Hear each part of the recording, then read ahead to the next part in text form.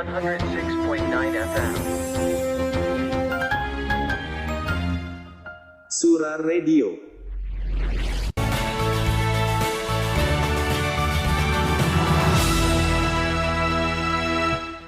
Jogja Pagi.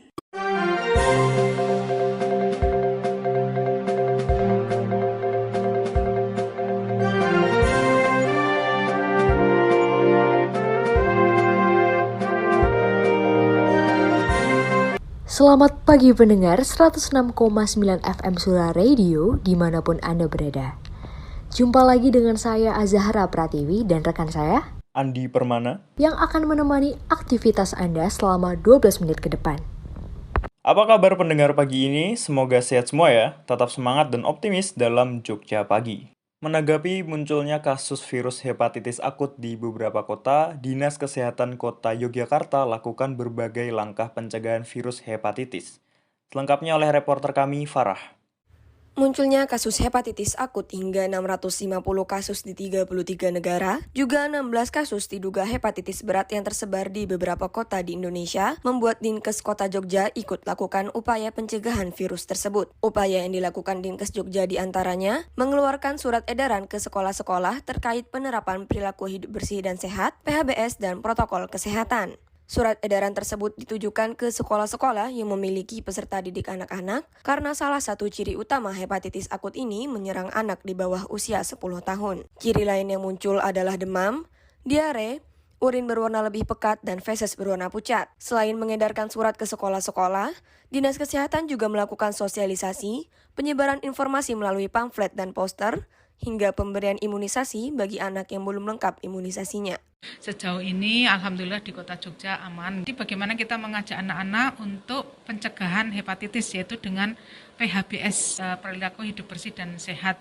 Yang harus dilakukan itu cuci tangan pakai sabun, pakai air mengalir, kemudian menjaga kebersihan makanan. Virus hepatitis ini masih dalam proses penelitian dan belum diketahui penyebabnya.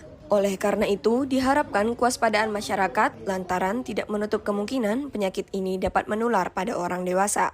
Berita selanjutnya, harga telur ayam ras di pasar tradisional Yogyakarta naik secara signifikan. Kenaikan sebanyak Rp5.000 per kilogram menjadikan harga telur ayam saat ini mencapai hingga Rp28.000 per kilogramnya. Harga bahan pokok telur ayam ras di Yogyakarta mengalami kenaikan signifikan sebanyak Rp5.000 per kilogram. Pada laman database harga pangan milik Dinas Pertanian dan Ketahanan Pangan DIY, harga telur ayam ras yang semula Rp23.000 per kilogram naik menjadi Rp28.000 per kilogram dalam seminggu terakhir. Dilansir oleh Antara News Yogyakarta, Kepala Seksi Distribusi Bidang Perdagangan Dinas Perdagangan Gunung Kidul, Sigit Haryanto menyatakan naiknya harga telur ayam ras dikarenakan permintaan pasar yang cenderung meningkat sedangkan pasokannya relatif tetap. Hal lain yang memicu naiknya harga telur ayam ras disebabkan oleh turut naiknya harga pakan ternak. Sejak 2 bulan terakhir, harga pakan ternak berupa konsentrat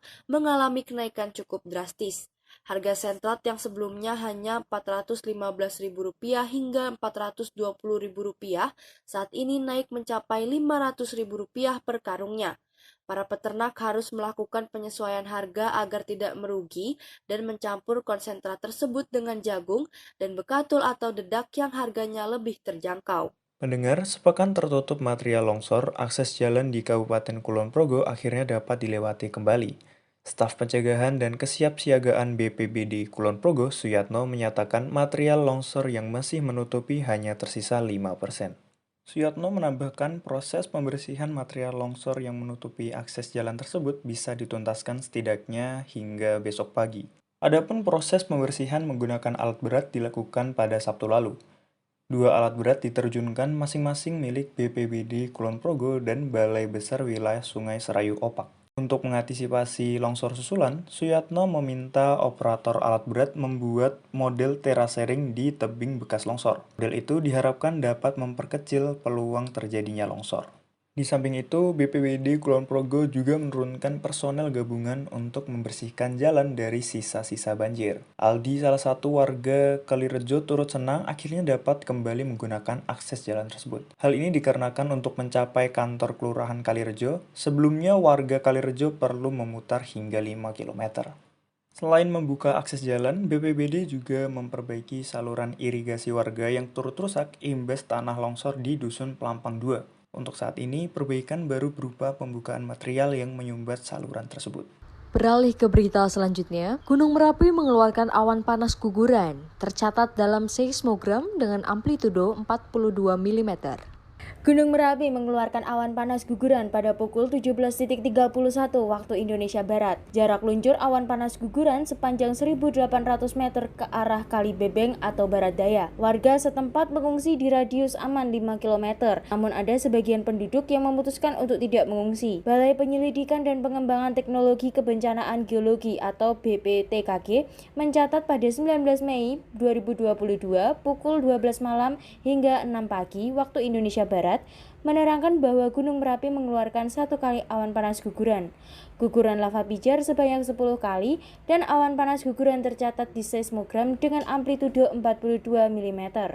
Kepala Bidang Penanganan Darurat Lilik Andi Arianto mengatakan, yang ke barat itu sekitar 3 juta meter kubik, selatan timur sekitar 1,7 meter kubik. Menurut analisa dari BPTKG, dengan kondisi yang ada di puncak, ini diperkirakan kalau terjadi erupsi, ini jangkauannya paling jauh 7 kilo dari puncak. Terus sungai apa? Ini 5 kilo, sungai apa lagi 3 kilo. potensi bahaya saat ini berupa guguran lava dan awan panas pada sektor selatan barat daya, meliputi Sungai Boyong, Sungai Bedok, Sungai Krasak, dan Sungai Bebeng.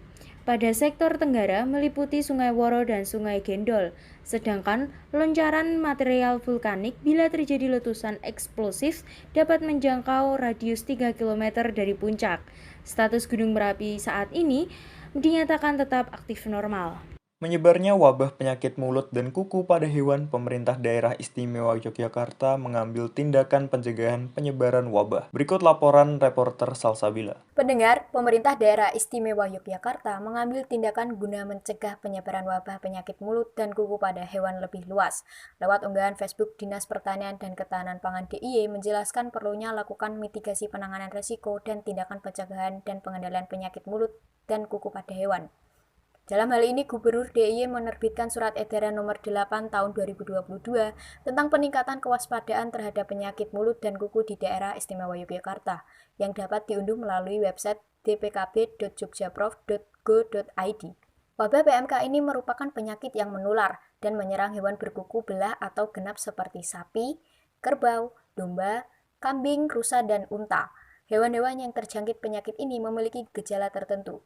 Dikutip dari website Dinas Ketahanan Pangan dan Peternakan Provinsi Jawa Barat, gejala klinis hewan yang tertular PMK diantaranya adalah terdapat demam hingga mencapai 41 derajat Celcius dan menggigil, hewan tidak nafsu makan, penurunan produksi susu yang drastis pada sapi perah, keluarnya air liur yang berlebihan, saliva terlihat menggantung dan air liur berbusa, hewan lebih sering berbaring, luka pada kuku dan kukunya lepas, menggeretakkan gigi, serta terjadi komplikasi infeksi pada mulut hewan. Lalu, apa dampak adanya penyakit mulut dan kuku ini terhadap perekonomian? Menanggapi hal ini, pada harian Jogja.com, Kepala Dinas Pertanian dan Pangan Kulon Progo, Aris Nugroho mengatakan dampak PMK pada ekonomi sampai saat ini belum diketahui.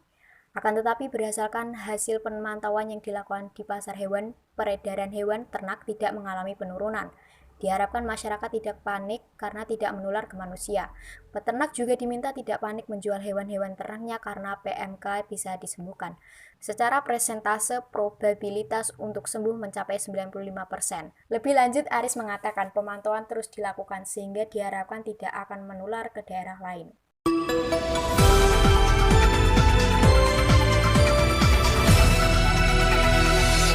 Jogja Pagi.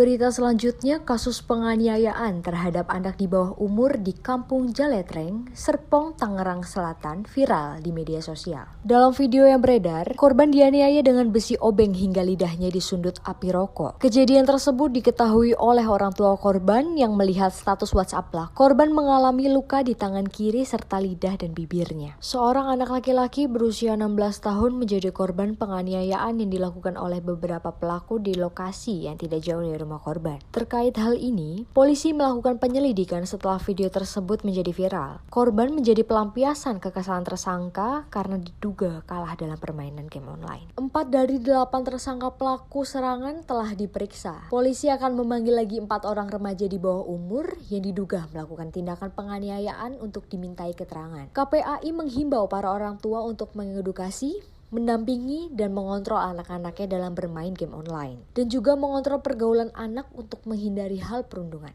Mendengar kasus aksi kelitih yang tak kunjung usai hingga menewaskan Dava, anak anggota DPRD Kebumen pada April lalu, menuai banyak tanggapan dari masyarakat. Ikut laporannya. Ya, pendapat saya sih sangat miris ya, apalagi para pelaku kelitih ini banyaknya yang anak di bawah umur. Orang tua para pelaku kelitih ini sebaiknya lebih lebih menjagalah, lebih membatasi pergaulan anak-anaknya.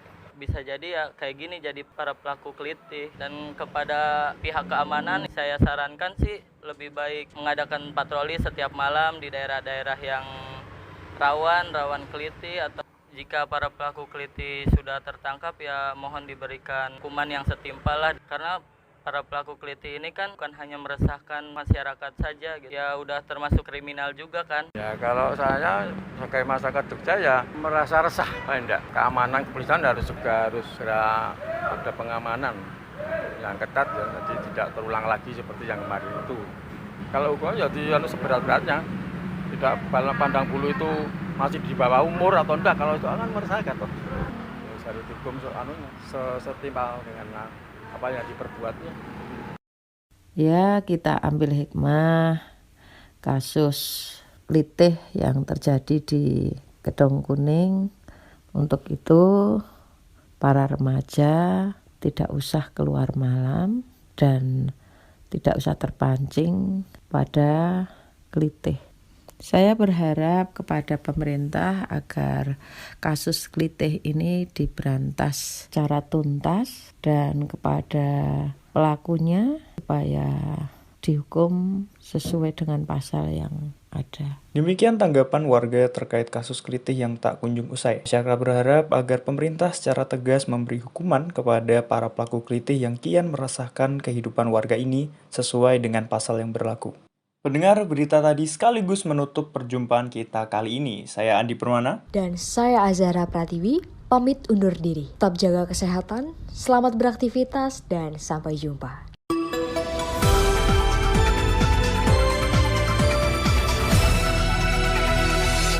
Jogja Pagi.